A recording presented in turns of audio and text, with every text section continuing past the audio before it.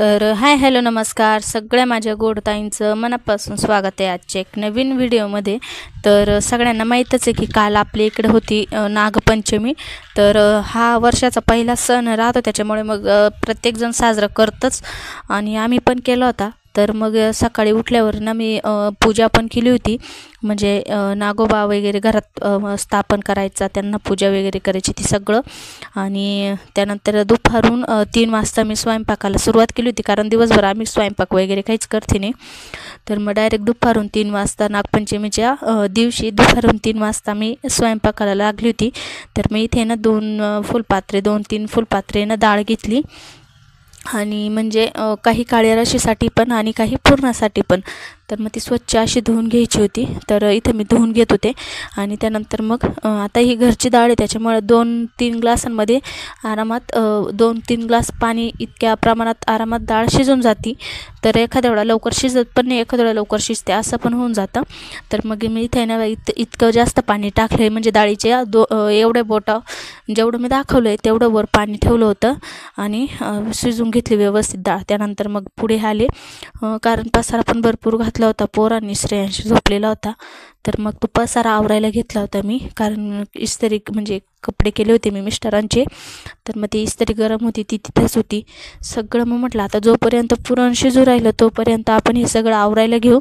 तर बेडशीट हे ते सगळे असंच होऊन जातं, इकडे तिकडे फेकल्यावर जातं। काही खेळायला लागल्यावर काही मुलांना काही समजतच नाही का मग हे चांगलं आहे, मग पसारा नको घालायला का काय, ते खेळतात। तर मग आता त्यांचं खेळून ते गेले होते बाहेर, खुशी गेली होती आणि श्रेयांश तर झोपेल होता। मग मी म्हटलं जोपर्यंत पुरण शिजतंय तोपर्यंत आपण हे आवरून घेऊ, म्हणजे मग नंतर फक्त स्वयंपाकाचंच राहील।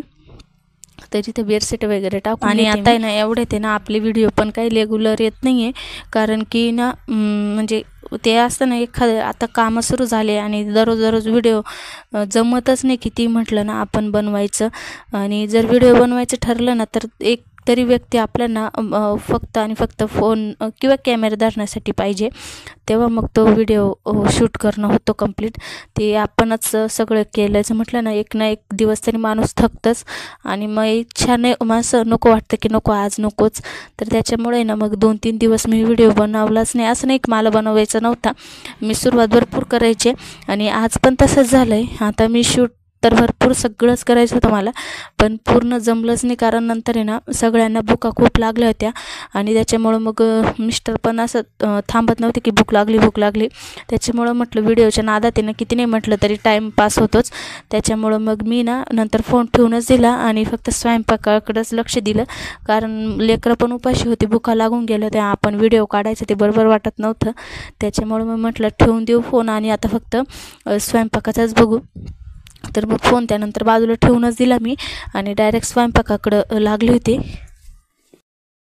तर आहे ना जाऊन बघितलं तर डाळ काही शिजलेली नव्हती नीटनेटकी, म्हणजे व्यवस्थित शिजलेली नव्हती। तर मग परत आले आणि इकडे शोकेशवर आहे ना खूप पसारा झाला होता, म्हणजे सगळंच इकडचं तिकडं होऊन गेलं होतं। तर म्हटलं डाळ तर काही शिजली नाही आहे, तोपर्यंत आपण हेच आवरून घेऊ, कारण माझं असं जे कामाला सुरुवात केली ना ते काम पूर्ण झालं ना तरच मनाला शांतता वाटते, नाही तर मग असं एक राहिल्यासारखं होऊन जातं। तर त्याच्यामुळे ना गॅसची फ्लेम थोडीशी कमी केली होती आणि इकडं आले तर खुशीचं वह्या पुस्तक हे सगळं आहे ना व्यवस्थित ठेवायचं होतं, कारण तिने सगळं दप्तरात भरून ठेवलं होतं आणि एवढं काही तिला सांगेल राहत नाही। त्याच्यामुळं मग सगळं मी काढून ठेवलं आणि जेवढं तिच्या वेळापत्रकावर लिहिलेलं होतं तेवढंच मी तिला फक्त तिच्या दप्तरात घालून ठेवलं आणि हे बाकीचं सगळं आवरायला घेतलं। आणि आज दिवसभर काय म्हणजे व्यवस्थित होतं वातावरण, जास्त काही पावसाचं नव्हतं, कारण आज दिवसभर पाऊस जास्त आलाच नव्हता।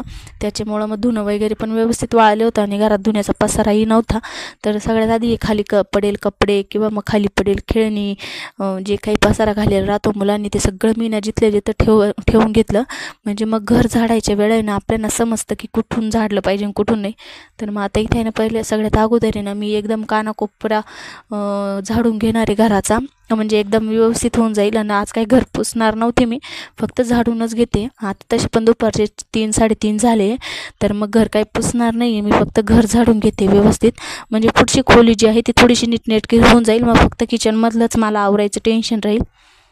आणि ना आवाज थोडासा ब्रेक होत होता तर प्लीज समजून घ्या, कारण की ना व्हॉइस ओव्हर मी ना थोडंसं साईडला होऊन करत असते, कारण घरात मुलांचा गागाट असतो तुम्हाला माहीतच आहे. तर त्याच्यामुळे ना जिथे शांतता वाटेल मला तिथेच मी व्हॉइस ओव्हर करते. आणि तर घर झाडून घेतलं आणि हे बघा बाहेर ना किती छान वाटत होतं, एकदम हिरवं हिरवं. आणि पाऊस नव्हता त्याच्यामुळे खूपच छान वाटत होतं. आणि जर पाऊस चालू असला ना तुम्ही बाहेर अजिबात बघावं असंच वाटत नाही, कारण सगळी कस ओलं ओलं राहतं आणि ते चिखल. आणि ते तिकडे ना बाहेरनी ना झोका बांधला होता, तर मी तेच दाखवते तुम्हाला किती छान त्या बाहेर झोका खेळत होते बघा. तर दरवर्षी ना आम्ही पण जात असतो झोका खेळायला, पण मी तर नाही गेले कधी, पण ताई जात असत्या. पण मी इथूनच बघितलं होतं, कारण माझे मुलं मला जाऊन देते नाही कुठं, त्याच्यामुळे मी जातच नाही कुठं. त्यानंतर स्वयंपाक घरात आली किचनमध्ये. आणि हे बघा इथे ना ते राहिलेली भांडी जी होती ना म्हणजे घसून आलेली, ते सगळे लावून देऊ म्हटलं, म्हणजे सगळंच काम आपलं ना सोबत आवरत राहील. आता इथे ना मी घरदार आवरून घेतलं, सगळी कामं आटपली. आणि आता आहे नाही तर पुरणपोळ्या करायच्या होत्या मला, तर त्याच्यासाठी पीठ भिजवायला घेतलं होतं. तर इथे सगळ्यात आधी मी काय केलं, ताटामध्ये ना थोडंसं मीठ टाकलं आणि थोडंसं पाणी टाकून ते मीठ सगळं वितळून घेतलं. आता या वाटीने ना, आता तुम्ही पुरण किती टाकलं आहे त्या हिशोबाने तुम्ही पीठ घेऊ शकता. तर मी इथे 2-2.5 वाट्या जे आहे ते पीठ घेतलेलं आहे आणि हे सगळं व्यवस्थित मळून घेणार आहे. तर मळायची पद्धत सेम आहे, याला काही वेगळी ट्रिक नाही राहत. फक्त जे आहे ते गहू आपल्याला खास पोळ्यांची पाहिजे राहतात, नाही तर मग रेशनची किंवा मग दुसऱ्या गावांची आहे ना, ज्या पिठाच्या पोळ्या व्यवस्थित इथे नाही ना त्या पिठाची पुरणपोळी येणार नाही. त्याच्यामुळं पीठ जर व्यवस्थित असलं ना अगदी कोणीही पुरणपोळी जी आहे ती सहज करू शकतं. आता मला मांडे जरी येत नसले चांगल्या पद्धतीने, पण पुरणपोळ्या अगदी छान येतं मला. तर असं काही नाही की मी स्वतःचीच तारीफ करते, असं काही नाही, जे येतं त्याला येतच म्हटलं पाहिजे. तर त्याच्यामुळे पुरणपोळ्या अगदी छान येत्या मला. तर मग इथे ना पोळ्या जर करायच्या असल्या ना मी, तर आमच्या घरचे गहू आहे तर ते दळून आणत असते, त्याच्याच पोळ्या करते. त्याच्या पोळ्या अगदी छान येत्या, म्हणजे फुल नरम पण येतात आणि तुटती पण नाही. तर इथे पीठ मळून घेतलं आहे मी. आणि हे पीठ मळून झाल्याच्या नंतर आहे ना एक तेलाचा डब्बा घ्यायचा, म्हणजे ज्या डब्याला आपण तेल लावलेलं राहील सगळीकडनं त्या डब्यात ठेवायचं आपल्याला भिजत, कमीत कमी अर्धा तास तरी, म्हणजे चांगलं पीठ भिजल आणि पोळ्याही छान येतील. तर या डब्यात मी भिजत ठेवणार आहे. तर या डब्याला मी सगळीकडून तेल लावून घेतलं आणि हा पिठाचा गोळा पण त्यातच ठेवला आणि वरून पण तेल लावून दिलं. आता तुम्ही याला ओला कपडा पण ठेवू शकता, पण मी तेल लावून दिलं. आता कुकर खाली काढून घेतलं होतं आणि भाताचं जे हांडी आहे ती ठेवली होती तपीलं. हे जे आहे ना याच्यातच मी भात करते, कारण कुकर एकच आहे माझ्याकडे, त्याच्यामुळं मग मी भात याच्यातच करते जास्त करून. तर आता पाणी उकळलं होतं, तर तांदूळ धुवून ना मी भात लावून दिला होता, म्हणजे मग जोपर्यंत माझं पुरण तयार होतं आहे तोपर्यंत भातसुद्धा शिजून जाईल म्हणून. तर इथे तांदूळ टाकून दिले, चवीनुसार मीठ टाकायचं आहे आणि कमी गॅसवर भात जो आहे तो आपला 10-15 मिनटात आरामात शिजून जातो. एकदा त्याला उकळ सुटली की आपण अर्धं झाकण ठेवून भात चांगला अगदी मोकळा मोकळा जो भात आहे तो शिजून जातो. तर आता आहे ना पुरण तयार करून घेऊ.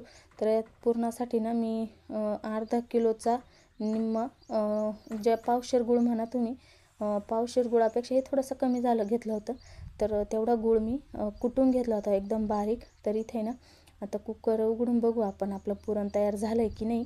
तर अगदी छान अशी डाळ शिजली, अगदी मऊसत, अजिबात कुठेही कच्ची नाही राहिलेली. अगदी 5 मिनटात आपलं पुरण जे आहे ते तयार होऊन जाणार आहे. तर हे बघा इथे ना आता आपल्याला आमटीसाठी पण पाणी पाहिजे. तर ही चाळणीने ही डाळ ओतून घेऊ, म्हणजे तिचं पाणी जे आहे ते खाली एका भांड्यामध्ये स्टोअर होईल आणि आपल्याला ते आमटीसाठी कामा येईल. तर इथे थोडंसं मी एक्स्ट्रा पाणी म्हणजे कुकर धुवून घेतलं आहे. आणि इथे आपला भात पण तयार झालेला आहे. तर आता आहे ना मी झाकण ठेवून देते आणि इथे घेतलं आहे मी आता गूळ फोडायला. तर खुशीची मध्ये मध्ये चालूच होती लगबग.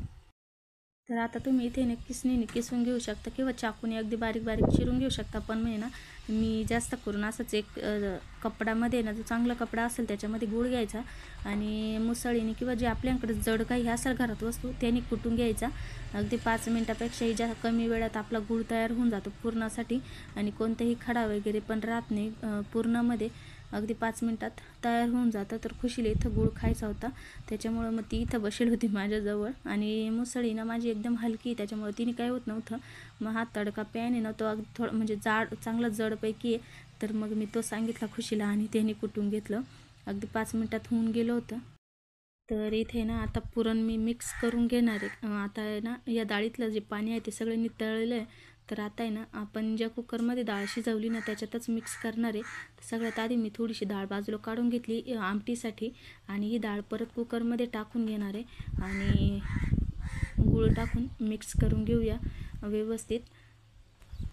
आणि हे बघा इथे ना आता गूळ टाकून घेणार आहे आणि व्यवस्थित ना गरम करून घ्यायचं. आणि जर गुळाने पाणी सोडलंच ना तर मग गॅसवर परत ठेवून एक 15-20 मिनटं कमी गॅसवर पुरण शिजून घ्यायचं आपल्याला. म्हणजे गुळाचं जे एक्स्ट्रा पाणी राहील ना ते सगळं आटलं जातं आणि पुरण आपलं अगदी गोड मस्त होऊन जातं.